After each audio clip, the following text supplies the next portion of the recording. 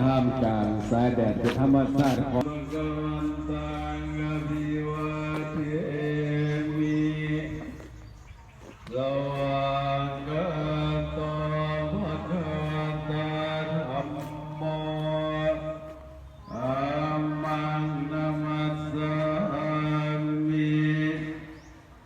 สุปฏิปันโน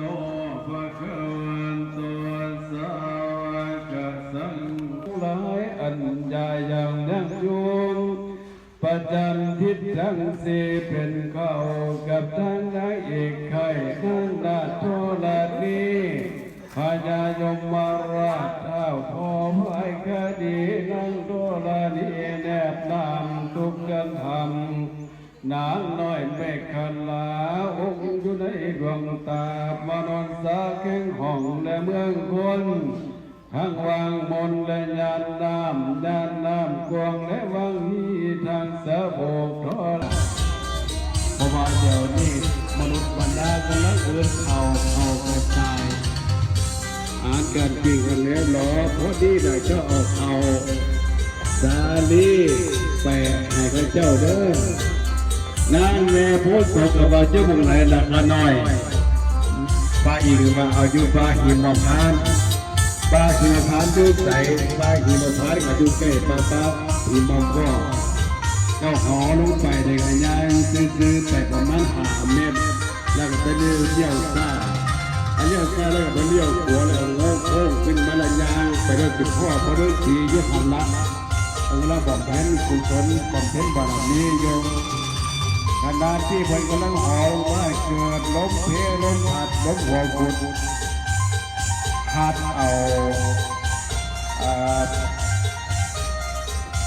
แปรพ้นศพแปรเอาคอน้ำแล้วปิวไปต้นไม้ต้นใบสักพัก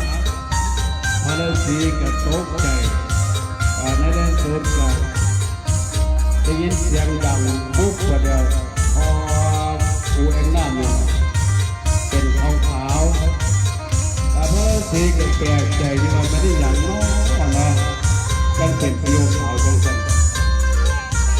ระวังก็จะมันระเบิดก็จะมันหยาบทิพย์ก็เลยบอกพระฤาษีทั้ง8 พระองค์นี้พระฤาษีตาไปพระฤาษีปวดพระฤาษีเป็นหัวหน้าเมืองวาญาเข้าพระป้าเขาเลยได้ไม่ได้สุดกับปรากฏเป็นรูปเป็นร่างของเทพธิดาเพื่อแม่โพธิ์ศพเป็นเทพธิดาพระฤาษีมันเคยเห็นกันเลยเขาไปถามว่าตัวเจ้ามาจากไหนเจ้าเป็นโยมผู้ใดมันเป็นงานแค่โอ้ยเอางานบวชได้เทพธิดาแม่โพธิ์ศพก็มาผู้ขาดีเพราะมันอยู่ในมนุษย์สารโลกเป็นสนองเอกขององค์พระเดชอาถรรพ์ราชเจ้าอยู่สวงสวรรค์เอาอาหารมาให้เพราะว่าเขาเด้ออาหารเบิดยังเด็ดหายไปแล้วพระฤาษีกินนั้นก็เลยถามข่าวโกหกข่าวว่าเป็นยังไงว่ายังไงเขาเป็นไปเอาไว้เป็นขั้นนะเดือน3นี่นะฮอดเดือน4เดือน5เดือน6ฝนตกลงไว้ก็เลยเกิดน้องเกิดใบหอดเกิดที่บริสุทธิ์เกิดมาเกิดผลเด็กกันน้ำยุคกลาง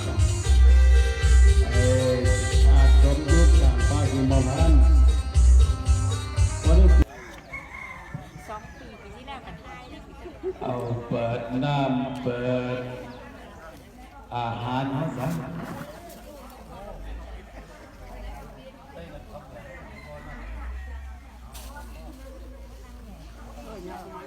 ญาติโยมเมื่อวานได้ถามแต่ว่า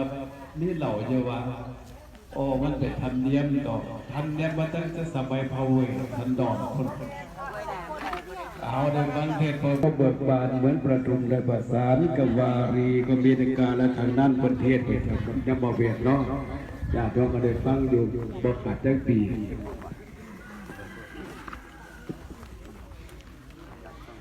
อากรที่เอิ้นคนสู้ขวนกระบอกขอพรจากพระอินทร์มาพบพรน้อง เมื่อวานเด็กน้อยก็ถามโยว่าพระอินทร์ยุ่ใส่เอาคนยุ่ทั้งแค้นบนเราอยู่ทั้งสวรรค์คนอันสีแดงนั่นน่ะเอื้นว่าพระอินทร์เป็นอันสีแดงน่ะเอื้นว่าพระราหูก็บอกทุกองค์ขอจงเสด็จลงมานิยมสมพรให้แก่ฝูงข่าทั้งหลายในกระบทนี้ก็ขาเทินอุตมาเยมาเด้อเขาขวานเขาวันเจ็บเขาเย็นดูมาเป็นคนเขาขี้ต้มขาวคูเขาขี้ต้มดำขี้ต้มแดงเขาบักแยงเขาบักมวยเขาบักกอกจะได้ออกหนีไปทางอื่นนะอย่าได้เตือนเล่นหนีก็ใครมาสาเมื่อนี้วันนี้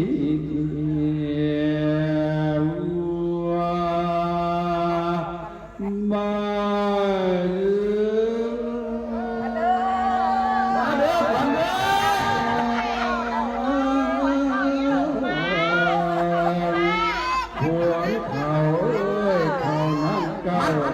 มันตดลงจะแตกออกมาเด้อดอนเขาอีหลงหน้าเขาอีเลี้ยงแก่มาหอดแล้วจะได้ลักหนีว่ามาเยอะมาเด้อมาเด้อขอหูขอแม่มาเด้อมาดูเราอยู่ยาได้ป่ะเม็ดแดงตกไปกำปูละพาคุดยุงเม็ดแดงตกไปกำอาจจะไม่เลี้ยงยุงเม็ดแดงตกไปกำทักษิณราชสีโยเม็ดแดงตกไปกำโมลาตีเสือโยเม็ดแดงตกไปกำปัดยินนาคโยเม็ดแดงตกไปกำพาจับหนูโยมเม็ดแดงตกไปกำอุดรทั้งเมืองสันโยเม็ดแดงตกไปอีสานหัวอยู่ไข่มาสาเมื่อนี้วันนี้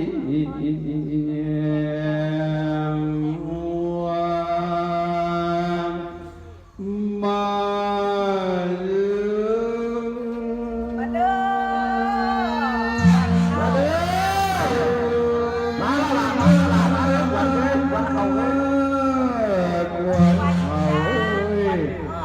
ขึ้นมาจุงเพื่อนเล่าแป้นนาแฝกมุ่งหนาให้มาอยู่เล่าแอมเป็นยาข้ามุ้งที่เขาเอาใส่คบเจ้าจะได้ฟุ้งหนีเขาเอาใส่ดงเจ้าจะได้ปิวหนีเขาเอาค้อนเตียสากเจ้าจะได้ตกใจเขารีบกลายเป็นข้าวหมากข้าวกากลายเป็นข้าวสารให้ผงขาทั้งหลายได้กินเลี้ยงเลยท่านเพียงพระพุทธศาสนาตาก็เขา5,000 พระวรรษาก็ขาเถิดนาอีน้อมละกุมกาบก่อนทะเลจิตอยากแข่งของทั้งศาสดาองค์รามน้ำก็แก้วละสีอันผู้ปาเสนห้อยบางเกิดเกศขาลาสิทธิ์หน่อยผู้แอวนะว่าสาธุเด้อนาโมตัสสะสัมไตแก้วคอยมาตุ่มต้มคอยมาดังลองละตนขาผู้ปันทั้งกำไฟไตละคุณนาคนาทุ่งสุดยอดยันไตแก้วนะองค์เป็นเจ้าโทลนีผู้เป็นแม่คอยดูแลลำนาละสิทธิ์น้อยผู้เอวนะว่าสาธุเด้อปิตาไทยละมันดาพ่อแม่ผู้ดูแลล เลี้ยงละตนน้ำคุ้งดูอัดเตยบ่ได้อาจเลี้ยงเห็นหอยหัวคนดูเห็นหอยคู่ต้นกาไว้วันพระนอมสองประการทั้งคุ้งยอมใส่ดิววันท่าวายถูกวันพระรหันยุสังหาเทวดายุสันสีแม่ทอดาดิยุสันเก่าละขอให้เจ้ามานังสงฆ์องค์พระธรรมมายอมคอยซอยเป็นกิ่งของเจ้าพญาเทนผืนแผ่นและพญาเทนทุกวันแล้วบัดนี้ก็มีผูกคอต้องแขนแต่ว่าไอ้ถอนคนบริจาคหน้าก้อนไปถึงเอาจากหน้าเลยนะเด้อเอาจากนี้นะ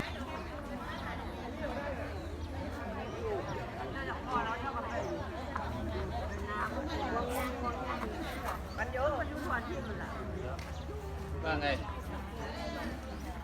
ใส่เงินหมื่นเหมือนระบบ โอ้ยหมดแต่สองมือ บททนหมด ว่า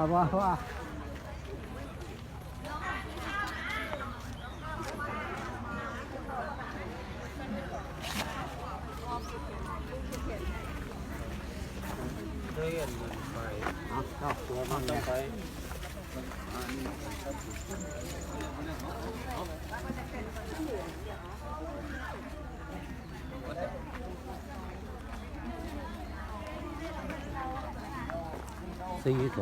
42 ฟังอยู่ก่อน 42มืออื่นอยู่ตัวบื้อจริงๆได้สมใหญ่เขาเป็นร้อย42 เห็นปะ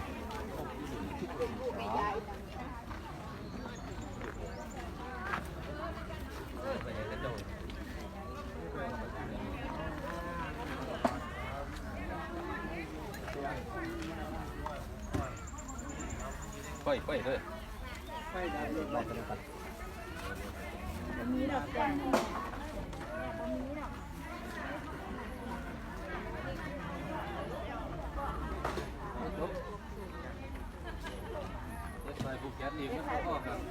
อาน้อยจะให้ไปติดกันจังนั้นตัดแล้วตัดที่ใส่แล้วบัดนะดึงแล้วอันนี้ตัดมาเด้แค่แมงมันไป นี่แล้ว